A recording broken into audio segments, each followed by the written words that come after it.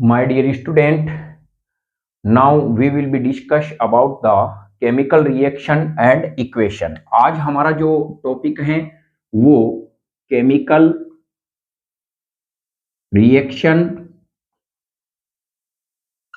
And equation के बारे में है। इक्वेशन यह सीबीएसई और आरबीएसई के इंग्लिश मीडियम जो स्टूडेंट हैं उनके लिए है, और यह तो हमें पता है ये 5 नंबर का जो चैप्टर है और इनमें किस प्रकार के प्रश्न पूछे जाते हैं। एक प्रश्न तो आपके जो क्वेश्चन है प्यारे बच्चों वो पुट अप होगा कि आपको जो इक्वेशन है उसको बैलेंस बनाना है। दूसरा हमारे पास में सेकंड पोर्शन इस प्रकार के होगा, आपको एक रिएक्शन दी जाएगी और पूछा जाएगा कि write the name of following reaction, आपको रिएक्शन का नाम लिखना है। और फिर हमारे पास में जो है वो हम कह सकते हैं एक पर्सन क्वेश्चन इस प्रकार से रह सकता है कि इनके बारे में एक्सप्लेन करना होता है। अब एक्सप्लेन में यदि महत्वपूर्ण रिएक्शनें देखें तो तमाम रिएक्शनें ही जो है महत्वपूर्ण है, जबकि सीबीएसई में कोरोजन और एसिडिटी के बारे में ज्यादा विस्तार से है नहीं। तो चलिए हम केमिकल रिएक्शन और इक्वेशन के बारे में समझते हैं। सबसे पहले हमारा जो पॉइंट है वो है combination reaction. Combination reaction combination reaction है, इसके बारे में हम पढ़ने का प्रयास करते हैं और आसान शब्दों में हम अपनी ही लैंग्वेज में पढ़ने का प्रयास करेंगे, जिससे आपके ये रिएक्शन है पूरी तरह से कंप्लीट हो जाएगी। तो चलिए कॉम्बिनेशन का मीन्स क्या होता है। तो सबसे पहले प्यारे बच्चों यह ध्यान रखना इसका जो मीन्स होता है वो क्या है, यानी इसका मीन्स होता है एडिशन। एडिशन एडिशन इसका मीन्स होता है, अर्थात हम कह सकते हैं कि इसमें इस रिएक्शन के अंदर 2 और मोर जो रिएक्टेंट होते हैं वो आपस में कंबाइन होते हैं और एक सिंगल प्रोडक्ट बनाते हैं। तो चलिए हम इसको समझने का प्रयास करते हैं, आखिर कॉम्बिनेशन जो वर्ड है वो कहां से लिया गया। आप अधिकांश मार्केट में जाते हैं, जब आपके जीभ का स्वाद चटपटा हो जाता है तो आप सोचते हैं कुछ खाएं, तो आप देखते होंगे कि किसी हलवाई के पास जाते हैं और कहते हैं मुझे कुछ खाने को दीजिए, तो आपने देखा होगा वो कॉम्बो पैक देता है। क्या देता है? कॉम्बो पैक देता है। प्यारे बच्चों इस कॉम्बो पैक में एक्चुअल में होते क्या है, 3 छोटे छोटे या 4 छोटे छोटे नमकीन के जो पाउच होते हैं वो होते हैं। इसमें अलग अलग वेराइटी की नमकीन होती है, एक में सिंपल नमकीन होती है, एक इसके अंदर यदि हम नमकीन की बात करें तो इसके अंतर्गत एक होती है जो मिक्सचर नमकीन होती है। तो यहाँ पर ये तीनों मिलके क्या होते हैं, 1, 2 और 3 होते हैं और ये बड़ा महापेक बनाते हैं, एक बड़ा पेक बनाते हैं। तो कॉम्बो से ही यहाँ पर कॉम्बिनेशन रिएक्शन है वो वर्ड पुटअप किया गया है, और इसका जनरली भाषा में नेम होता है वो एडिशन होता है। तो चलिए आपने इस प्रकार से समझा, यहाँ पे 3 जो छोटे छोटे हैं वो रिएक्टेंट होते हैं और यह एक बनके क्या बनाता है, प्रोडक्ट बनाता है।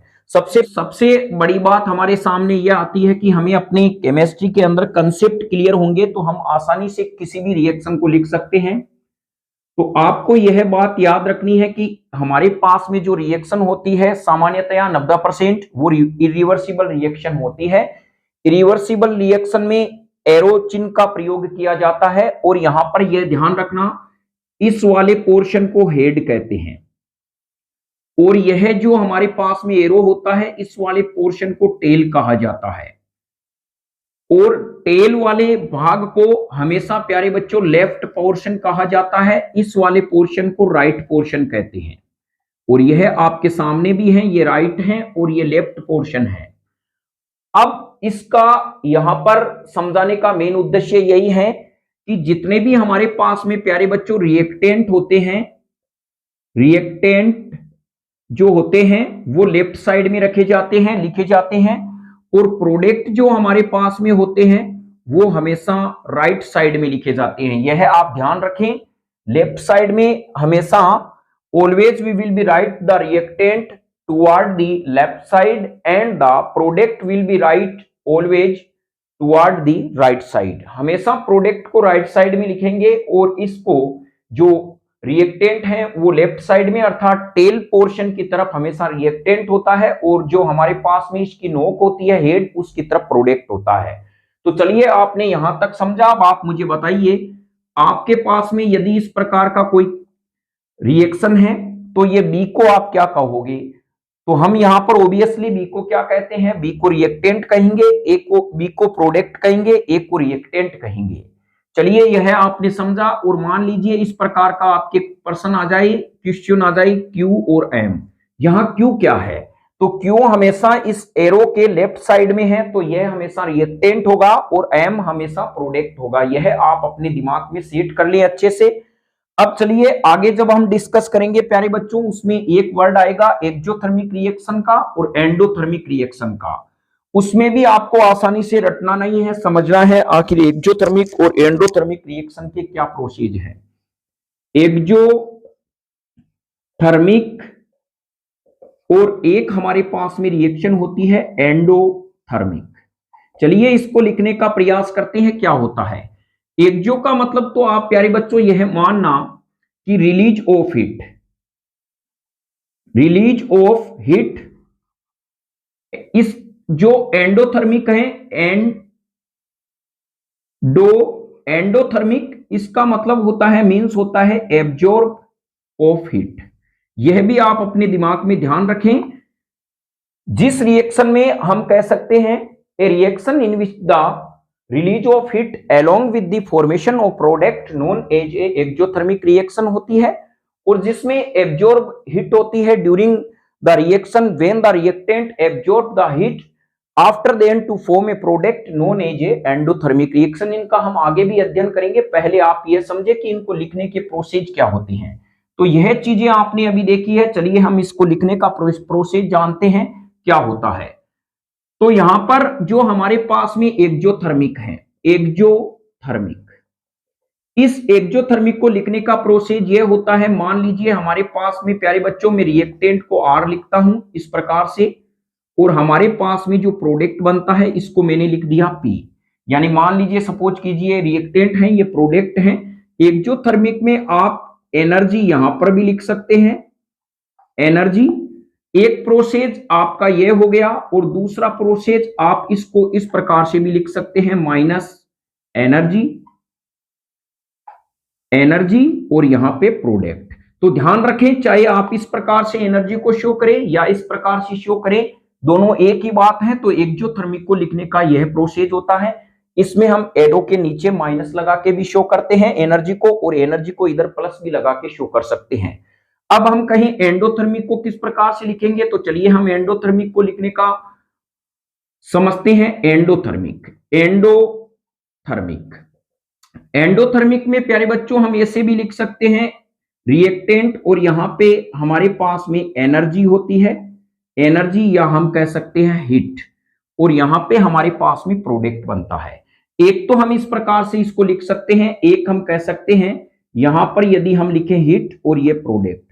तो ध्यान रखें एक ही बात है दोनों की, चाहे रिएक्टेंट को आप इस साइड में लिखे या एरो के चिन्ह के ऊपर लिखे, दोनों का एंडोथर्मिक एक ही प्रोसेस होता है। तो ये हमारा क्या होता है, रिएक्शन लिखने का प्रोसेस सेम है।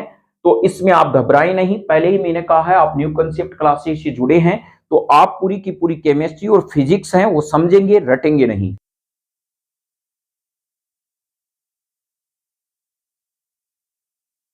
हाँ तो प्यारे बच्चों अब हम समझते हैं कॉम्बिनेशन रिएक्शन क्या है उसके बारे में। Combination reaction, combination reaction. तो यहां पर कॉम्बिनेशन रिएक्शन को हम इस प्रकार से कह सकते हैं, अभी हमने कहा था कि two and more product reactant are combined to each other to form a single product. तो इसको हम इस प्रकार से लिख सकते हैं, आसान भाषा में हम लिख सकते हैं कि ए reaction in which two or more reactants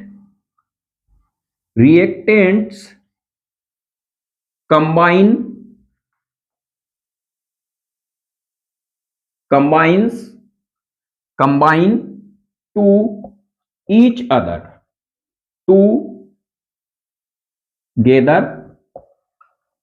together a reaction in which two or more reactant combine together to form a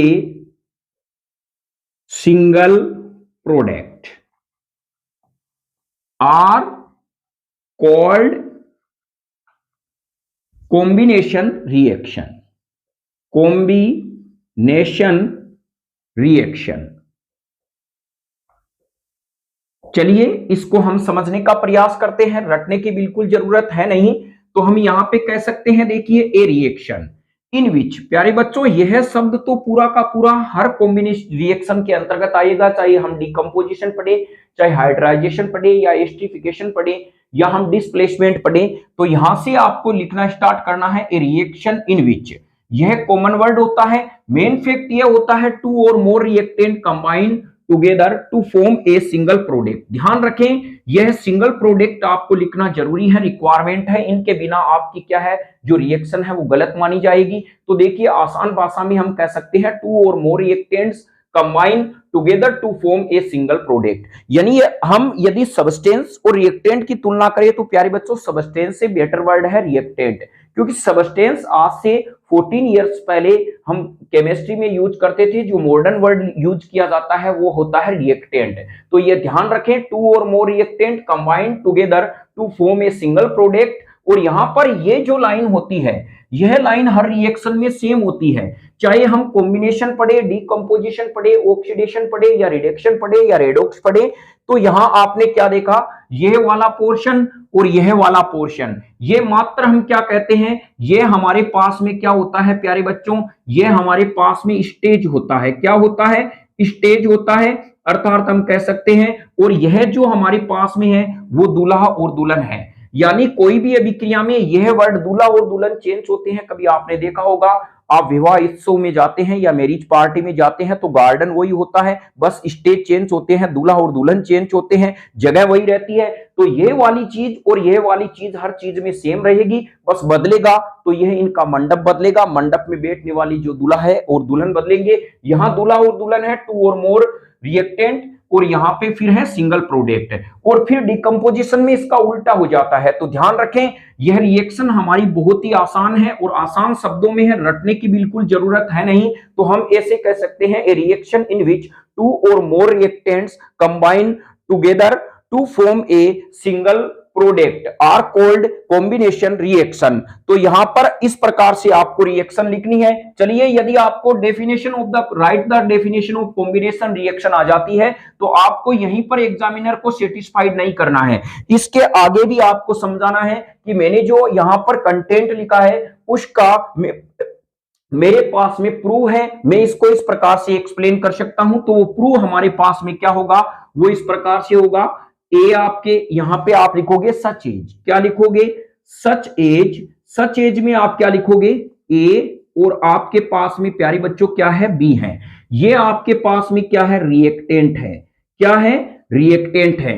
और यहां पर ये आपके पास में रिएक्शन करके प्यारे बच्चों क्या बनाते हैं, सी बनाते हैं। तो इसको हम कह सकते हैं प्रोडक्ट है।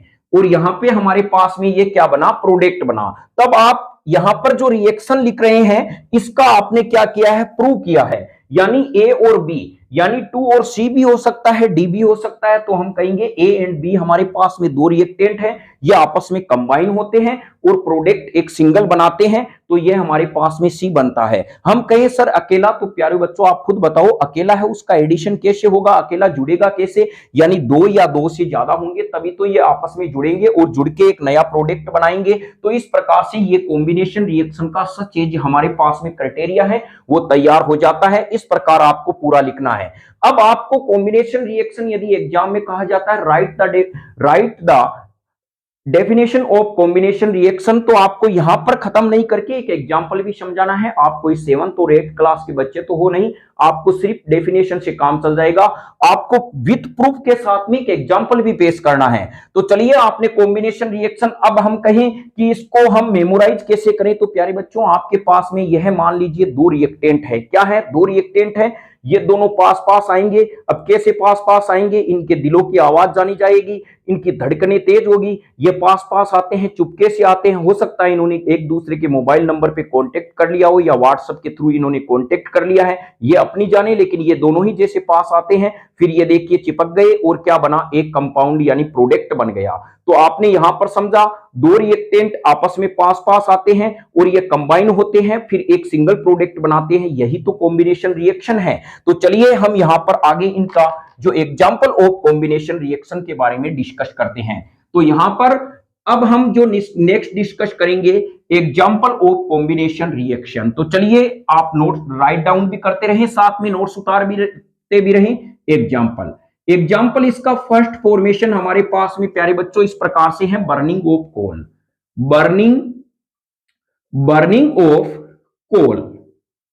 बर्निंग ऑफ कोल इसका एग्जाम्पल है।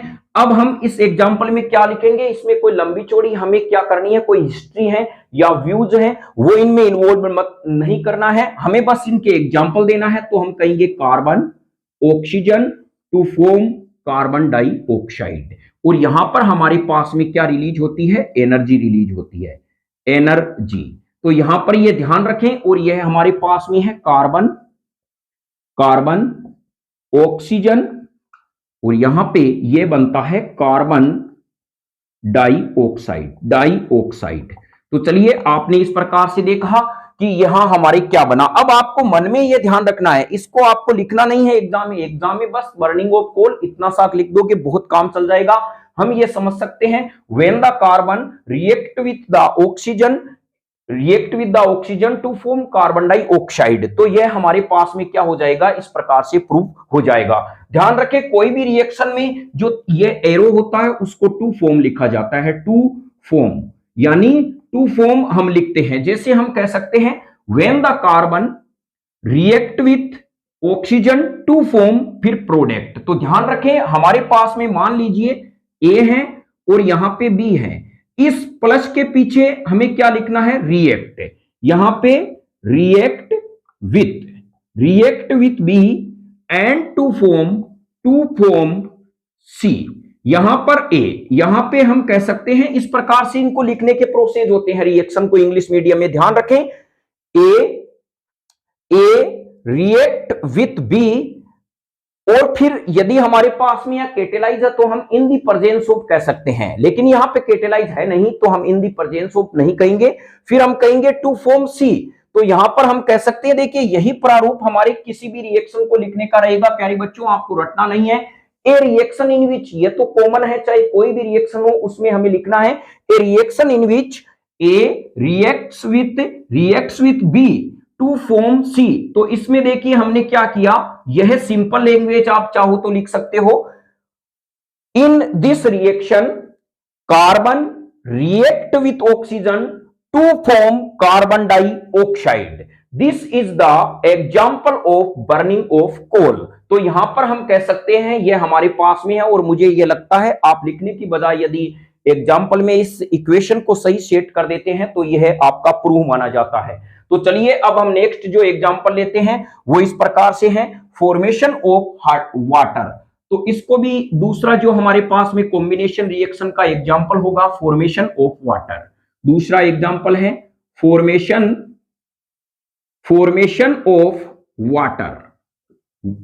Of water. किस प्रकार से फॉर्मेशन ऑफ वाटर होता है, तो हम यहां पे कहेंगे प्यारे बच्चों ये हमारे पास में है हाइड्रोजन, और यहां पर हमारे पास में है ऑक्सीजन,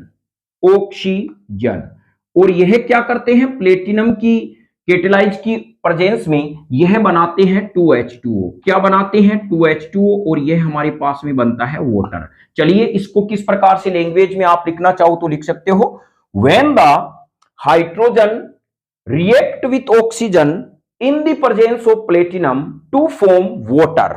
यह इस प्रकार से होता है। अब हम कहेंगे कि सर इसकी क्या रिक्वायरमेंट है प्यारे बच्चों, जब आप प्लेटिनम कैटालाइज यूज नहीं करते हैं तो H2 और O2 से वाटर बनने में बहुत समय लगता है, यह स्लो रेट से रिएक्शन होती है, तो इसकी जो हमें स्पीड बढ़ाने के लिए हम कैटालाइज का प्रयोग करते हैं। अब हम कहें कि यह हमारे पास में प्यारे बच्चों अनबैलेंस इक्वेशन है। क्या है, अनबैलेंस इक्वेशन है, क्योंकि इसमें मास कंजर्वेशन नियम फॉलो नहीं हो रहा है। तो हम इसको अब इसको स्केलेटोन रिएक्शन भी कहा जाता है, ध्यान रखें। नॉन बैलेंस इक्वेशन और स्केलेटन जो इक्वेशन है वो सेम होती है, एक दूसरे की क्या है, सिनोटोम्स हैं। अब हम कहें इसको इक्वेशन को हमें बैलेंस कैसे बनाना है, तो ध्यान रखें हमारे लेफ्ट साइड में और राइट साइड में रिएक्टेंट और प्रोडक्ट में जब सेम एटम्स जो होते हैं उनकी जो हमारे पास में जो है वैल्यू सेम होती है तो वो बैलेंस इक्वेशन कही जाती है। तो हम यहां पे कहेंगे हमारे पास में यहाँ हाइड्रोजन कितने हैं प्यारे बच्चों, तो जब भी किसी कंपाउंड में आपको जिस एलिमेंट के बारे में पूछा जाता है, प्रश्न पुटअप किया जाता है, तो आप अदर एलिमेंट को हाइड कर लोगे। तो यहां पे देखिए हाइड्रोजन हमारे पास में हो गए 4 और इधर कितने हैं प्यारे बच्चों 2। तो बताइए मैं 2 को कितने से मल्टीप्लाई करूं कि मेरा आउट जो पुट है वो 4 आ जाए, तो हम कहेंगे 2 से मल्टीप्लाई कर देते हैं। फिर हमारे पास में पूछा जाता है इधर ऑक्सीजन के एटम कितने हैं, तो हाइड्रोजन को हाइड कर लेते हैं तो 2 है, इधर पहले से ही 2 बेचारा बैठा हुआ है तो इसको छेड़ने की जरूरत नहीं है वरना यह भोकाल और महाकाल मचा देगा। तो चलिए आपने इस प्रकार से हुआ। अभी मैंने कहा लिखने का तरीका यही होगा, इन this reaction hydrogen react with, और यहां पे जैसे ही प्लस आता है तो आपको एक वर्ड लिखना है प्यारे बच्चों, रिएक्ट्स विथ ऑक्सीजन। किसकी प्रेजेंस में होगा, यहां पर जो रहेगा उसको इन प्रेजेंस मानना है, in the presence of platinum to form. मैंने पहले ही कहा इसके पहले क्या लगाना है, टू फॉर्म वाटर। और यहां पर यह आपकी इक्वेशन क्या मानी जाती है, एकदम करेक्ट मानी जाती है। चलिए हम नेक्स्ट एग्जांपल लेते हैं, फॉर्मेशन ऑफ स्लैक्ड लाइम। तो नेक्स्ट हमारे पास में तीसरा जो थर्ड एग्जांपल होगा वो होगा फॉर्मेशन ऑफ स्लैक्ड लाइम के बारे में, फॉर्मेशन ऑफ स्लैक्ड लाइम। तो थर्ड एग्जांपल हमारे पास में है फॉर्मेशन ऑफ स्लैक्ड लाइम। ध्यान रखें यह हमारे पास में नेक्स्ट एग्जांपल है फॉर्मेशन ऑफ स्लैक्ड लाइम। अब हम कहें सर स्लैक्ड लाइम होता क्या है, तो आप साइड में एक लिख सकते हैं, आप स्लैक्ड लाइम, या हम इसको कहें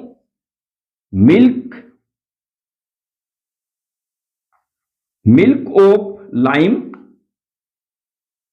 लाइम भी इसको कहते हैं। इनका फॉर्मूला होता है हमारे पास में कैल्शियम हाइड्रोक्साइड। तो ध्यान रखें स्लैक्ड लाइम है वो कैल्शियम हाइड्रोक्साइड है। किस प्रकार से इसका फॉर्मेशन होगा, ये हमारे पास में है कैल्शियम ऑक्साइड।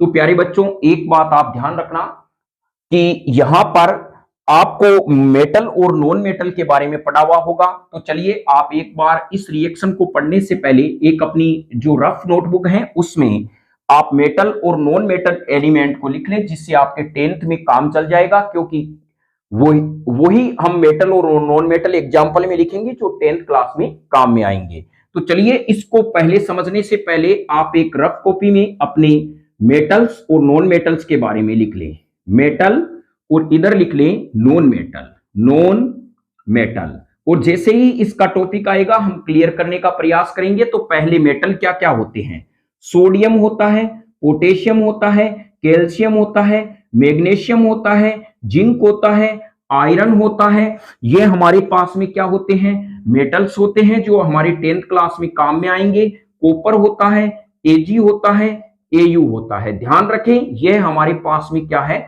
मेटल है। और यहां पर Hg भी क्या होता है, मेटल होता है। एकमात्र मेटल है जो लिक्विड फेज में पाया जाता है, यानी only single metals is found in liquid phase, that is Hg mercury. तो यह हमारे पास में क्या है, मेटल है। नॉन मेटल की यदि हम बात करें तो क्लोरीन है प्यारे बच्चों, ये Cl2 फॉर्म में पाया जाता है। और आयोडीन है वो भी I2 में पाया जाता है। और ब्रोमीन है वो Br2 में पाया जाता है। एकमात्र ऐसा नॉन मेटल जो लिक्विड फेज में पाया जाता है वो है ब्रोमीन, और यह हमारे पास में Br2। ऑक्सीजन है वो O2 फेज में पाया जाएगा, और जो हमारे पास में नाइट्रोजन है वो N2 फेज में पाया जाएगा, और हाइड्रोजन है वो H2 फेज में पाया जाता है। तो ध्यान रखें इस स्टेज में यह पाए जाते हैं, ये नॉन मेटल हैं। और सल्फर है प्यारे बच्चों वो S8 में पाया जाता है, फॉस्फोरस P4 में पाया जाता है। ये हमारे पास में तमाम क्या है, नॉन मेटल हैं जिनके बारे में हम अध्ययन करेंगे। एक नॉन मेटल जो महत्वपूर्ण होता है वो कार्बन होता है। क्या होता है, कार्बन होता है, ये नॉन मेटल है, और इसका जो फोर्थ चैप्टर है उसके बारे में पूरी तरह से डिस्कस करेंगे, ये है क्या। तो यहां पर मेटल और नॉन मेटल, एक ध्यान रखना, हमारे पास में ऐसा भी एक एलिमेंट है जो मेटल और नॉन मेटल दोनों के कैरेक्टर रखता है, वो सिलिकॉन है। यानी यह ध्यान रखना, ये बहुत ही महत्वपूर्ण है।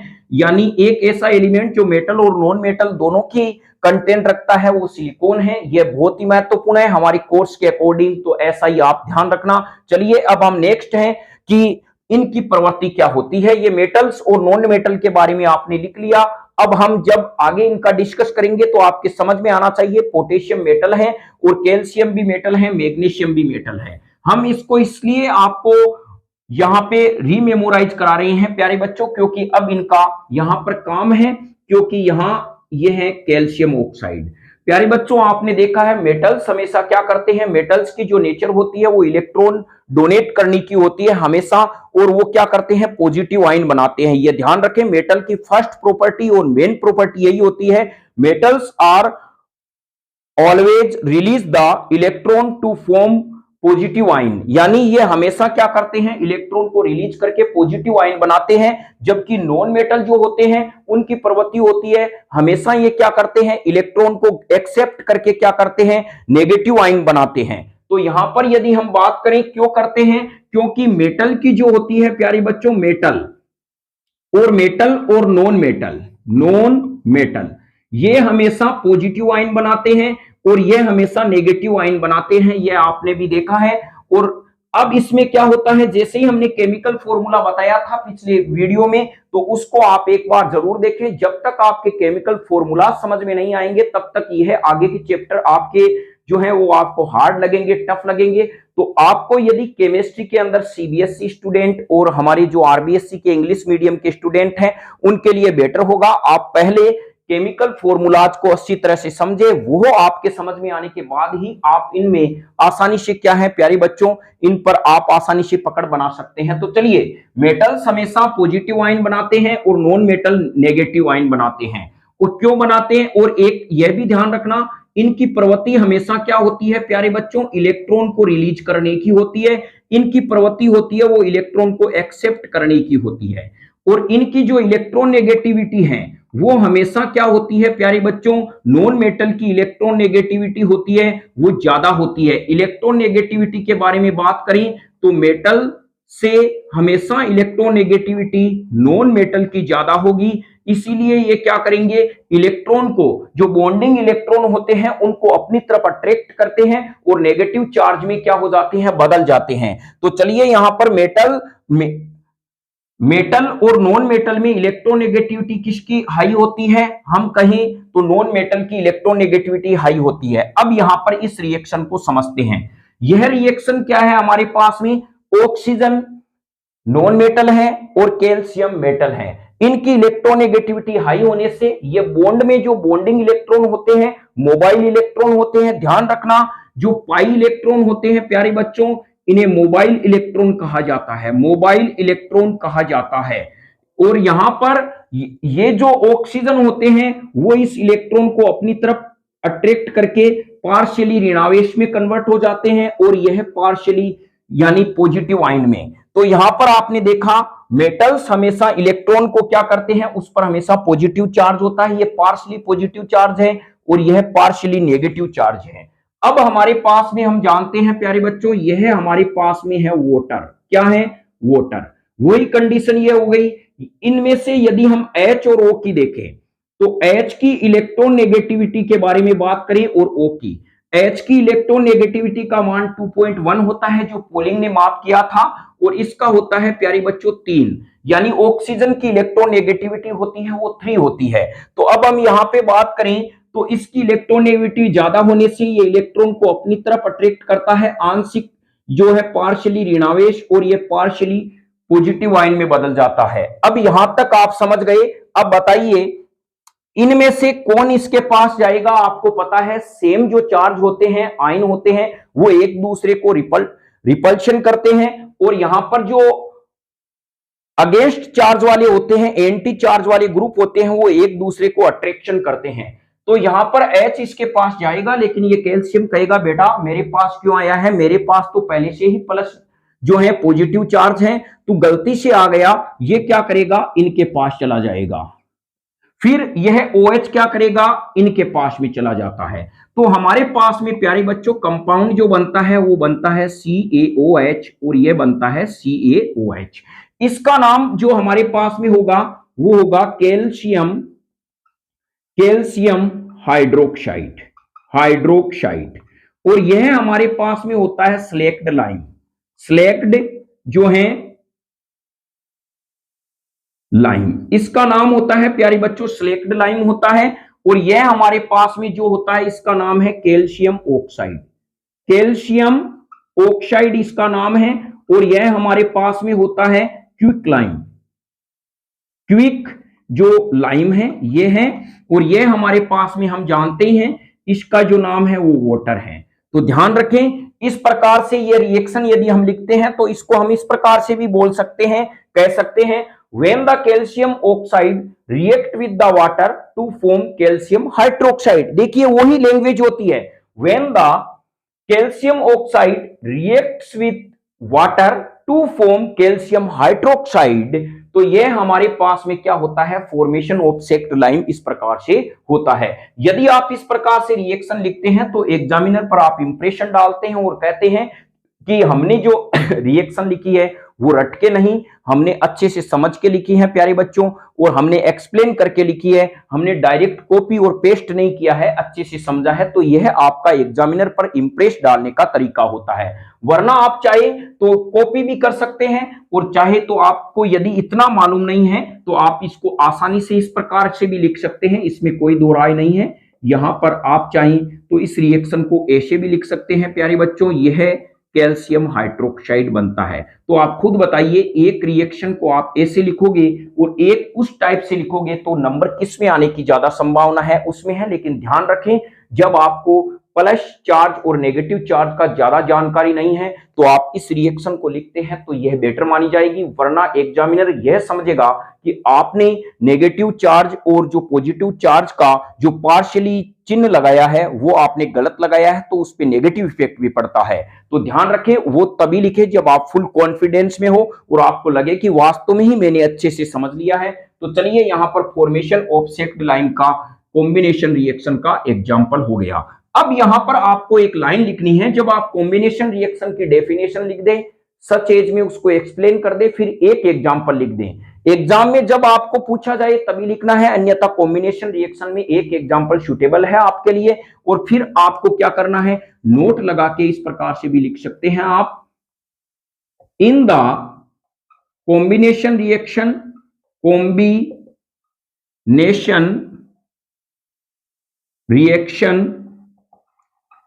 heat is released, RELEASED, released, heat is released। So this reaction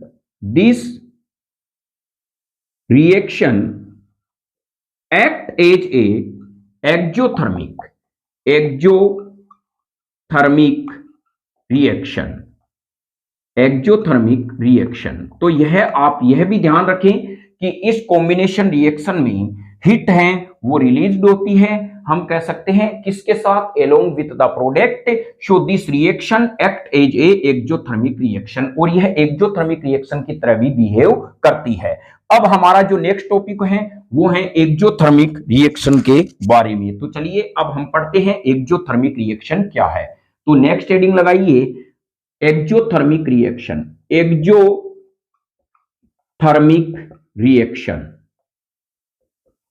reaction तो सबसे पहले हमें यहां पे लिखना है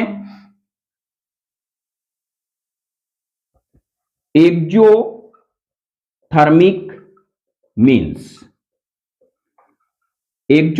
मीन्स हम यहां पे कह सकते हैं रिलीज ऑफ हीट। यहां पर इसका जो सामान्य अर्थ होता है प्यारे बच्चों वो होता है रिलीज ऑफ हीट। अब हम इसकी डेफिनेशन के बारे में देखें तो हमारे पास में इसकी डेफिनेशन क्या होगी, हम कहेंगे ए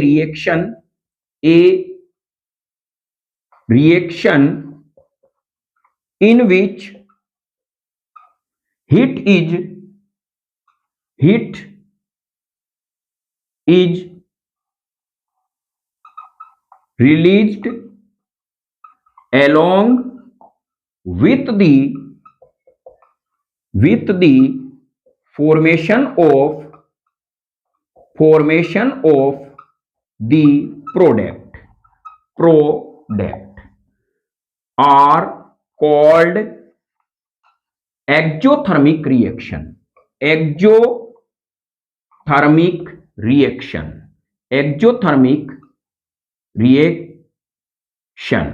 तो यहां पर आप ध्यान रखें, एक्सोथर्मिक रिएक्शन क्या होती है? A reaction in which the heat is released along with the formation of the product are called exothermic reaction. तो यहां पर एक्सोथर्मिक रिएक्शन की है इस प्रकार से डेफिनेशन है। चलिए हम इनके एग्जांपल के बारे में देखते हैं। एक्सोथर्मिक रिएक्शन के कौन कौन से सुटेबल एग्जांपल हैं? तो सबसे पहले हमारे पास में प्यारे बच्चों एग्जांपल होता है बर्निंग ऑफ, यानी हम कह सकते हैं नेचुरल गैस।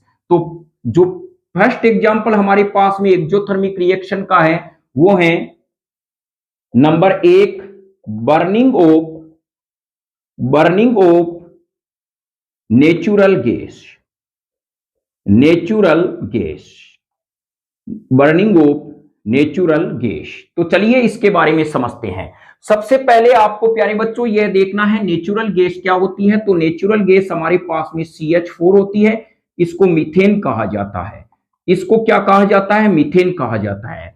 और एक बात आपको और नोटिफाई करनी है प्यारे बच्चों, जब मीथेन पर टेम्परेचर कम करके यानी कि टेम्परेचर को लो करके प्रेशर को इंक्रीज किया जाता है तो यह लिक्विड फेज में आ जाती है। इसे कहा जाता है कंप्रेस्ड नेचुरल गैस, यानी CH4 से ही प्यारे बच्चों CNG बनती है। क्या बनती है? CNG, जिसे कंप्रेस्ड नेचुरल गैस कहा जाता है। और यहां पर जो CNG का मेन जो घटक जो कंटेंट होता है वो CH4 होता है, यह ध्यान रखें।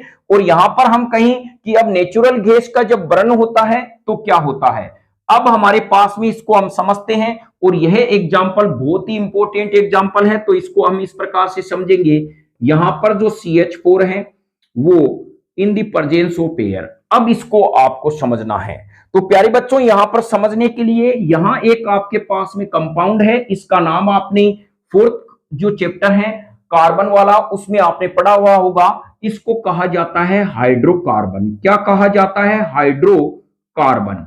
अब हम इसको हाइड्रोकार्बन क्यों कहते हैं? देखिए इसके दो डिवाइडेशन है। हाइड्रो का मतलब हाइड्रोजन, कार्बन का मतलब कार्बन। तो इसकी डेफिनेशन क्या हो जाती है? ए chemical compound which contain only carbon and hydrogen so known as hydrocarbon compound. यानी हाइड्रोकार्बन कंपाउंड वे होते हैं जिनके पास में केवल हाइड्रोजन और कार्बन होता है, उन कंपाउंड के पास में उन्हें हाइड्रोकार्बन कहा जाता है। तो यह मेरे पास में क्या है? हाइड्रोकार्बन कंपाउंड है। अब हम कहेंगे इसका संबंध क्या है, तो इसको समझने का इस प्रकार से देखिए प्यारे बच्चों, जब भी हाइड्रोकार्बन एयर की उपस्थिति में बर्न होता है तो यह जो हमारे पास में कार्बन है, यह कार्बन उतनी ही मात्रा में CO2 देता है, उतनी ही अमाउंट में CO2 देगा जितनी संख्या में कार्बन है। यानी यहां नंबर ऑफ कार्बन्स 1 है तो यहां पे नंबर ऑफ कार्बन CO2 हमारे पास में एक ही बनेगा, 1 ही बनेगा। और यहां पर हमारे पास में नंबर ऑफ हाइड्रोजन 4 है तो इसका हाफ हमारे पास में जल बनेगा, यानी हम वाटर बनेगा। ये कार्बन तो देगा CO2, ध्यान रखें ये कार्बन हमेशा बर्न होने पे CO2 देगा। और यह हाइड्रोजन किस में कन्वर्ट होगा? यह हाइड्रोजन प्यारे बच्चों H2O में कन्वर्ट होगा। और आपको यह देखना है ये 4 है तो यहां पर मैं कितने लगाऊंगा? 2 लगाऊंगा। यानी जितने आपके पास में हाइड्रोजन है उससे हाफ अमाउंट में हमारे पास में H2O बनते हैं और जितने कार्बन है उतनी ही जो अमाउंट में वो CO2 बनती है। जब भी इसका बर्न के बारे में बात आती है तो यहां पर आप ये कह सकते हो कि हमारे पास में जो ये मीथेन है CH4, इसको कहा जाता है मीथेन।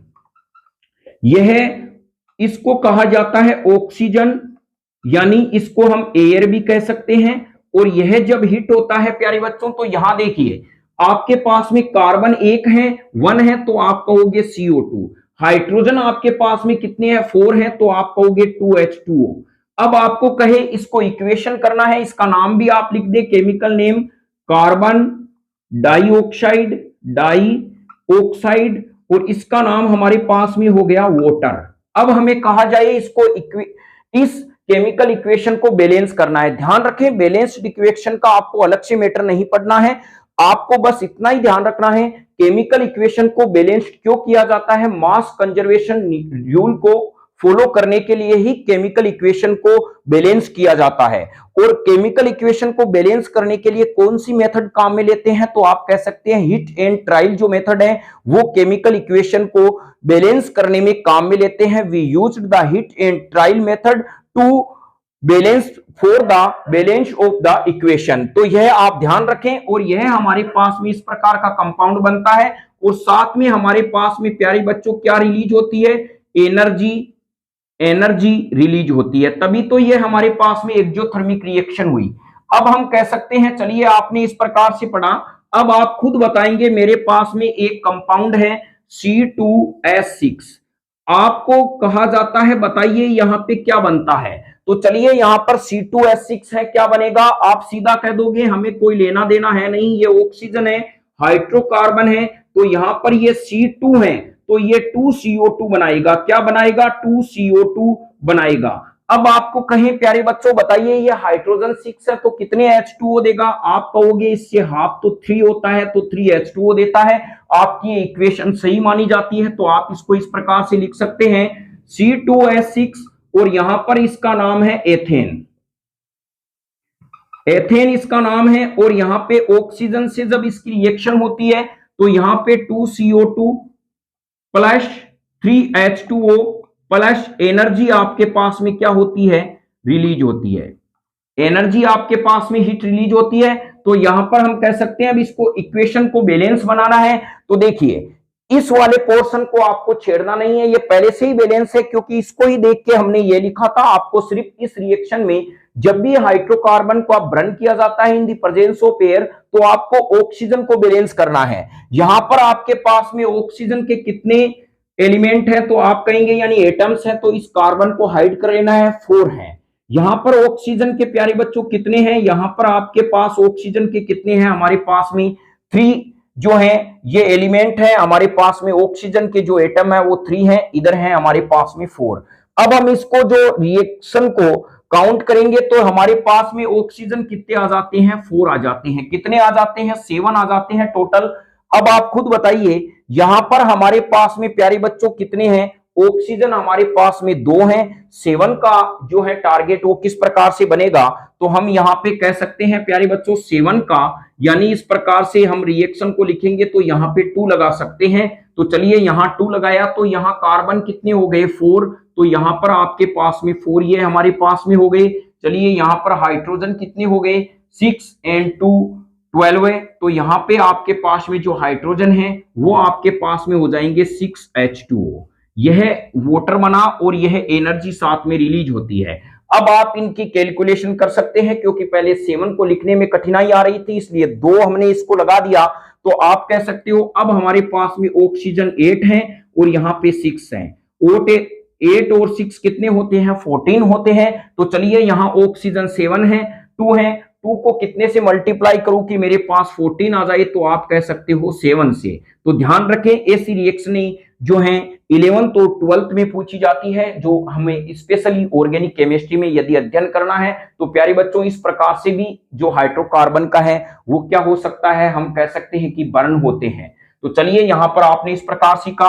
अब आप मुझे बताइए इस रिएक्शन को खुद लिखें, 3C3H8O2। आपके पास 3 मिनट हैं, आप इस रिएक्शन को खुद लिखें, देखते ही कि क्या इसके प्रोडक्ट होंगे, क्या बनेंगे। तो चलिए इसको एक बार आप खुद करने का प्रयास करें कि क्या हम आसानी से न्यू कंसेप्ट क्लासेज के माध्यम से, यानी यहां पर CH4 देखिए, यहां पे यह देखा गया है कि आपकी IQ चेक करना चाहते हैं, लेकिन आपने यह बता दिया है कि आपने न्यू कंसेप्ट क्लासेस से जुड़े हैं, तो आप IQ को आपने बढ़ा लिया है। अब आप आगे का फील्ड है वो साइंस में अपना मार्ग प्रशस्त कर सकते हैं। तो चलिए हम यहां पर कह सकते हैं C3H8 क्या बनेगा, आप कहोगे सर ये 3 है तो 3CO2 देगा, यहां पे है तो 4H2O देगा। चलिए यह तो हमारा काम हो गया। बिल्कुल प्यारे बच्चों, देखते ही आपने इसको आसानी से समझ लिया। तो यहां पर आप कहोगे 3CO2 4H2O और फिर हम कहेंगे यह एनर्जी रिलीज करता है। एनर्जी करेगा तभी तो हमारे पास में एक्सोथर्मिक रिएक्शन होगी।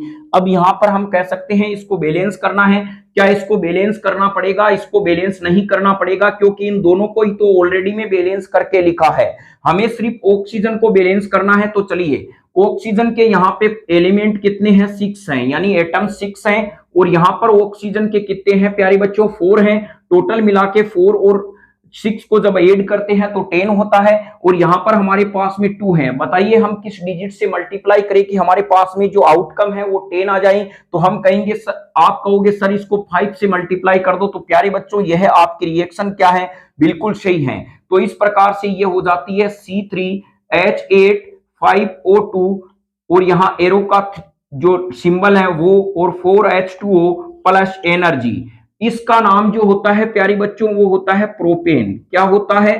प्रोपेन होता है। ध्यान रखें, ethane, methane, propane, butane, pentane, hexane, heptane, इस प्रकार से चलते जाते हैं। तो चलिए यहां पर आपने इस प्रकार से सीखा। और अब आपको मैं यहां कहूं कि नेक्स्ट जो हमारे पास में है वो आपको बनाना है घर पे होमवर्क के रूप में। C5H12 है। जब ऑक्सीजन से बर्न होता है in the presence of oxygen, क्या बनता है? आपको इसमें मात्र 3 सेकंड लगने चाहिए। तो हम मान सकते हैं पेपर आपने अच्छे से पकड़ कर ली है। देखते ही आपको पता लगना चाहिए कि यह प्रोडक्ट बनेगा। दूसरा हमारे पास में, चलिए इस पर आप जो हमारे पास में प्रॉब्लम्स क्वेश्चन है इसको आप राइट डाउन कर ले। नेक्स्ट हमारे पास में एग्जांपल है रेस्पिरेशन, यानी एक्सोथर्मिक रिएक्शन का जो नेक्स्ट एग्जांपल है हमारे पास में है, यानी respiration. Respiration, respiration next example जो है वो, यानी 2 नंबर पे हम कह सकते हैं एक्सोथर्मिक का। रेस्पिरेशन एक्चुअल में होता क्या है प्यारे बच्चों? एक्चुअल में क्या होता है कि जब हम कार्बोहाइड्रेट को डाइजेस्टिव सिस्टम के द्वारा ब्रेक डाउन किया जाता है स्मॉल इंटेस्टाइन में, तो वो ग्लूकोज में कन्वर्ट होता है। ऑब्वियसली फाइनली जो कार्बोहाइड्रेट का प्रोडक्ट होता है वो ग्लूकोज होता है। फिर ये ग्लूकोज हमारे क्या होता है? ब्लड में एब्जॉर्ब हो जाता है थ्रू द स्मॉल इंटेस्टाइन। फिर ये ब्लड में जाके क्या होता है? ग्लूकोज क्या करता है प्यारे बच्चों? यहां पर हम कहें कि ग्लूकोज है वो break down into CO2 H2O and release the heat. और इसी कारण हमारी जो रेस्पिरेशन जो रिएक्शन है वो एक्सोथर्मिक कही जाती है। इसको हम इस प्रकार से समझते हैं। मान लीजिए ये हमारे जो बॉडी है, बॉडी का पार्ट है और यह एक चेंबर है। ये है स्मॉल इंटेस्टाइन का, स्मॉल इंटेस्टाइन का यह हमारे पास में है चेंबर। यहां पर जब हम कार्बोहाइड्रेट लेते हैं तो ये हाइड्रेट एक्चुअल में ये कार्बोहाइड्रेट क्या करता है? इनका डाइजेशन होता है स्मॉल इंटेस्टाइन में। तो क्या बनता है प्यारे बच्चों? ग्लूकोज बनता है। क्या बनता है? ग्लूकोज बनता है। और ये ग्लूकोज ये चारों तरफ क्या है प्यारे बच्चों? यहां पर हम कहीं हमारी बॉडी के अंदर ब्लड होता है। क्या होता है? ब्लड होता है। तो यहां पर हम कहें ये ग्लूकोज इस ब्लड में आ जाता है, यानी बाहर आ जाता है ये ग्लूकोज। फिर यहां पर क्या होती है? 2 प्रकार की प्रक्रियाएं होती है। एक तो होती है ग्लाइकोलाइसिस, एक होती है क्रेब्स साइकिल, यानी क्रेब्स साइकिल। 2 प्रकार की रिएक्शन होती है। ये तो होती है साइटोप्लाज्म में, और ये होती है कॉन्ड्रिया में, यानी यह रिएक्शन हमारी होगी माइटोकॉन्ड्रिया में होती है। माइटोकॉन्ड्रिया के अंदर रिएक्शन होता है क्रेब्स साइकिल, और ग्लाइकोलाइसिस होता है साइटोप्लाज्म में। ये ग्लूकोज क्या करता है? पहले साइटोप्लाज्म में लैक्टिक एसिड में कन्वर्ट होता है और 2 एटीपी देता है। टोटल ऑब्वियसली 8 एटीपी बनते हैं, लेकिन 6 कंज्यूम हो जाते हैं। नेट प्रॉफिट एटीपी है वो 2 प्राप्त होते हैं। फिर ये लैक्टिक अम्ल क्या करता है? ग्लाइकोलाइसिस में प्रवेश करता है। ये रिएक्शन माइटोकॉन्ड्रिया में होती है, जिससे हमारे पास में ग्लूकोज का क्या करता है? फिर ये ग्लूकोज प्यारे बच्चों 2 कंडीशन में टूटता है बॉडी के अंदर। हम कहें यह लैक्टिक एसिड में टूटेगा, पहले लैक्टिक एसिड में, यानी हम कहें यानी लैक्टिक एसिड यह टूटता है पायरुविक एसिड में टूटता है। और इसमें क्या होते हैं? पायरुविक एसिड के 2 मोल्स बनते हैं और 2 एटीपी का हमें नेट लाभ होता है। कितना प्रॉफिट होता है? 2 एटीपी का। टोटल एटीपी वे इन ग्लाइकोलाइसिस प्रोसेस में क्या होते हैं, ग्लाइकोलाइसिस होता है when the glucose break down into pyruvic acid in the cytoplasm known as glycolysis. During this process 8 ATP gain but 6 consumed, so net ATP gains 2 ATP. यानी glucose जब pyruvic acid में टूटेगा तो 2 ATP बनेंगे, यहां पर प्रॉफिट होगा। फिर यह पायरुविक एसिड प्यारे बच्चों किस में प्रवेश कर जाता है, क्रेब्स साइकिल में प्रवेश कर जाता है, और यहां पर यह जो पायरुविक एसिड है वो CO2 और H2O में टूट जाता है। इस प्रकार से ये ब्रेकडाउन हो जाता है और साथ में ये देता है 36 एटीपी यानी 36 एटीपी देता है। तो इस प्रकार का ये प्रोसेस ग्लूकोज का होता है श्वसन प्रक्रिया के दौरान, रेस्पिरेशन के दौरान। तो याद ध्यान रखना, जब भी हमें स्नेक बाइट करता है तो हमारी बॉडी के तमाम माइटोकॉन्ड्रिया उसी समय क्या हो जाते हैं, डिस्टोर्ड हो जाते हैं, नष्ट हो जाते हैं, जिससे रेस्पिरेशन सिस्टम है वो ब्लॉक हो जाता है और व्यक्ति की डेथ हो जाती है। तो यहां पर रेस्पिरेटरी सिस्टम में यही होता है। तो चलिए हम इसको प्रोसेस में आप समझे। सबसे पहले क्या होगा, जब हम फूड के थ्रू कार्बोहाइड्रेट लेते हैं तो यह कार्बोहाइड्रेट ग्लूकोज में टूटता है, यह ग्लूकोज में ब्रेकडाउन होता है, यह ग्लूकोज हमारे ब्लड में जाता है। फिर क्या करता है, इस ग्लूकोज का कंप्लीटली क्या होता है, ब्रेकडाउन होता है CO2 H2O प्लस एनर्जी। यह एनर्जी एटीपी के रूप में 38 एटीपी प्राप्त होती है। जब हम रेस्पिरेशन सिस्टम पढ़ेंगे तो उसमें पढ़ेंगे प्यारे बच्चों ग्लाइकोलाइसिस और क्रेब्स चक्कर, और उसमें हम तमाम प्रक्रिया को समझेंगे। तो जो नेट एटीपी हमारे पास में प्राप्त होता है रेस्पिरेशन में वो होते हैं 38 एटीपी। अब इसको हम कैसे लिखेंगे, चलिए हम इसको समझने का प्रयास करते हैं और लिखने का प्रयास करते हैं। तो हम कहेंगे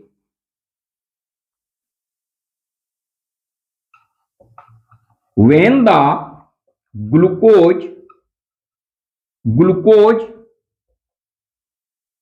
broken down into CO2, water and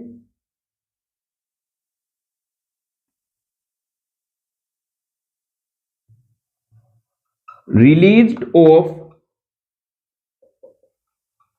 energy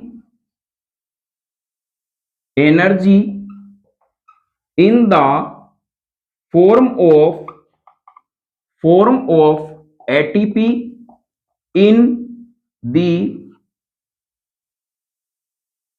cells of our body. So this process known as respiration. तो यह ध्यान रखें, एकदम इजी डेफिनेशन है।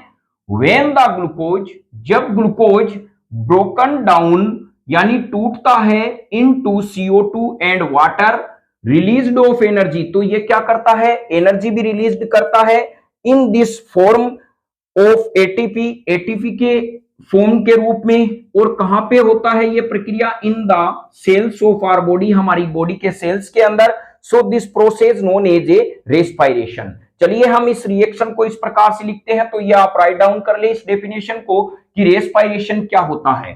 तो रेस्पिरेशन में मेन क्या होता है कि हमारा जो ग्लूकोज होता है वो CO2 H2O और ब्रोकन डाउन होता है, और साथ में हिट है, एनर्जी है वो रिलीज करता है, और ये एनर्जी एटीपी के रूप में रिलीज होती है। यही प्रोसेस हमारा क्या कहलाता है, रेस्पिरेशन कहलाता है। और यहां पर जो हम रिएक्शन कहें तो ग्लूकोज का फॉर्मूला होगा, ये ग्लूकोज का जो फॉर्मूला है इस प्रकार।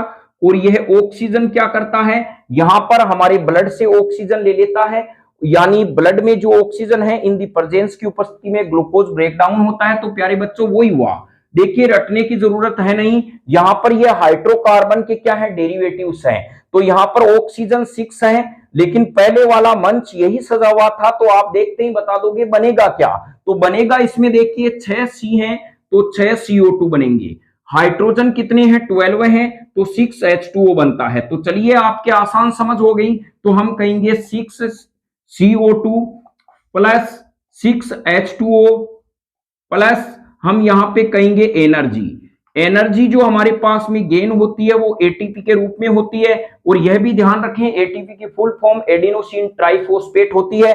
अब यहां पर हम कहीं इसको इक्वेशन को कैसे कंप्लीट करना है, बैलेंस करना है, तो यहां पर इस वाले पोर्शन को आपको बैलेंस करने की जरूरत नहीं है, क्योंकि हमने पहले ही इसको बैलेंस करके लिखा है। आपको सिर्फ ऑक्सीजन को बैलेंस करना है।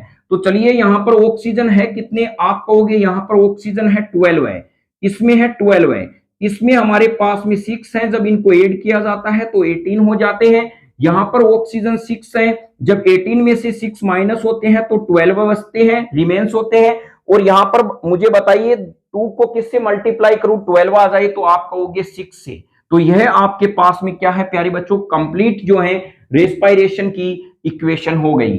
तो चलिए यह एग्जांपल आपके समझ में आ गया होगा। अब नेक्स्ट एग्जांपल है, लास्ट एग्जांपल है आज का एग्जांपल, आज की क्लास का जो एग्जांपल है वो थर्ड है, decomposition of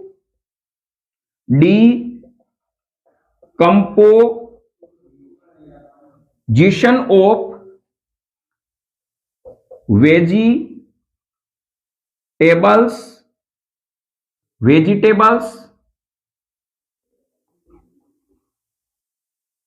matter into decomposed. यह ध्यान रखें, यह भी डीटो पर्सन आता है कि decomposition of vegetables matter into decomposed किस रिएक्शन का एग्जाम्पल है, तो हम कह सकते हैं ये एक्सोथर्मिक रिएक्शन का एग्जाम्पल है। आज की क्लास यहीं समाप्त होती है, कल नई क्लासेज के साथ में हम लेके आएंगे डीकंपोजिशन रिएक्शन। आज उम्मीद करते हैं आपको कॉम्बिनेशन रिएक्शन अच्छे से समझ में आ गई होगी। तो यदि आती है तो आप कमेंट में जय हिंद और वंदे मातरम जरूर लिखें।